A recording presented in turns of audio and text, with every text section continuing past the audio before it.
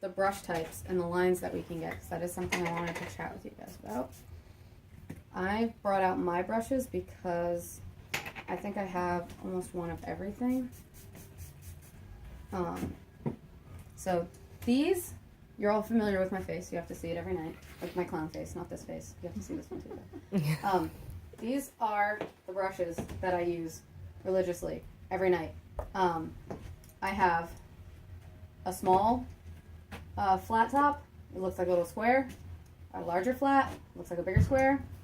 An angle brush. It's my favorite because I love it. I know. That's okay. It's almost like I a saw free that. pen for a brush. And a super small round. A round brush is just a round group of bristles. Yeah. Do we have, sorry, this is Yeah. still on like a past subject. That's fine. Do we have setting powder that we can put in our bins? We have baby powder that you can use, but like I said, just, tell your actors to hold their breath, and I can show you, there's a way to like squeeze the bottle so that it acts like a powder poof. Okay. So we can totally make that happen. We also have barrier spray and Aquanet, which are great for Using setting. hairspray. But you wouldn't put like Aquanet over a grease paint unless you powdered it first. Right. It's a layering process to get things to set. So these are the other two that I don't use as much. So when I talk about pulling fine lines, Oh, hey, I use the same brushes. I love these brushes. Where'd you I get got them? this pack for like Walmart? $2 at Walmart, and they're triangular, so when you put them down, the bristles don't touch the table. Oh, It's that's really nice. cool, and they don't roll away. This is a round. You guys can pass this around. I don't use this brush ever.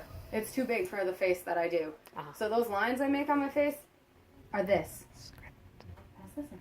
This is my tiny ass little line brush. That's what I use to pull my fine lines and make my little dots. If you want to do a fine line, like the muscle structure, how a lot of those fine lines are painted in, it's not that round. That's huge. It's this little one. If you're doing a lot of coverage, like if you're going to paint half of big somebody's for face muscles. red, you can use a makeup applicator, but you can also use this big old jumbo brush. This is a 5/8 square. Everybody has these in their kits, I think. That you don't use them as much. But if you're going to love go them. in and paint half of someone's face red, instead of using a makeup applicator and dabbing, just go ahead and use one of these and brush it on. I mean, I don't even need to pass this around. It's huge. You can all see that you could cover a ton of space with this. We have like 3 of those. Right.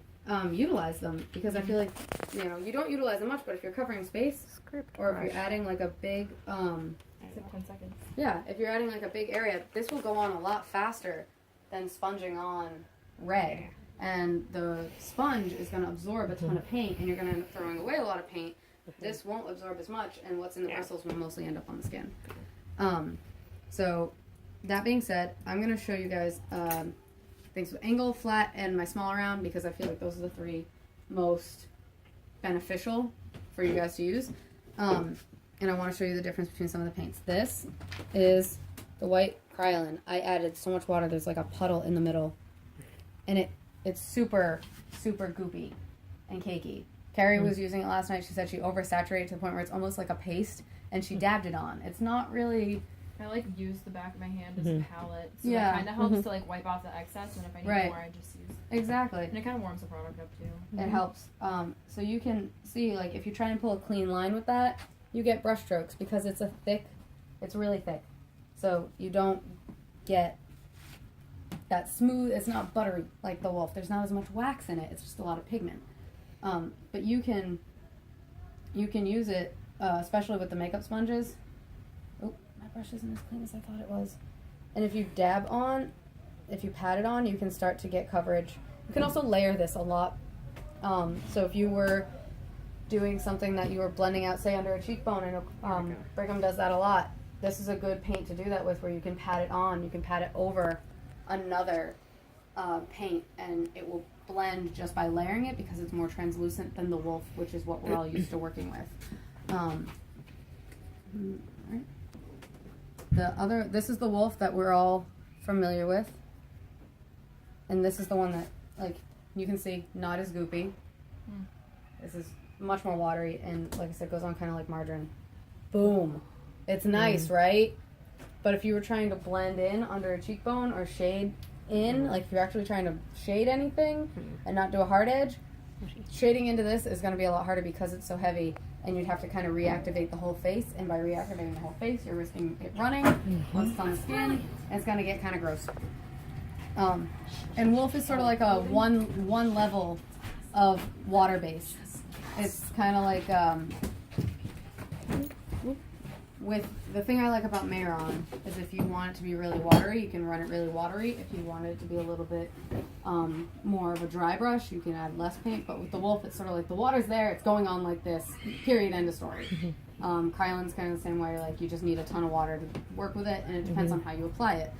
I don't even know if I have enough white in here, so we might do this one another color. But this is Mehron, which is sort of our in-between. So it's not super watery and it's not super pasty, but you can still, it's not as saturated as our wolf was, but we can blend with this a little bit more.